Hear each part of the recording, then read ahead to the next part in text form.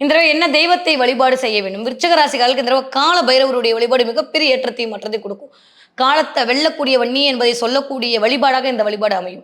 இதுவரைக்கும் இல்லாத அளவுக்கு ஒரு உத்வேகம், ஒரு வேகம், ஒரு வெறி, ஒரே உள்ளுக்குள்ள ஒரு நெருப்பு மாதிரியான ஒரு விளம்பு இருக்கும். இந்த தடவை அது யாரா இருந்தாலும் சரி, எந்த வயதுக்காரங்களா இருந்தாலும் சரி.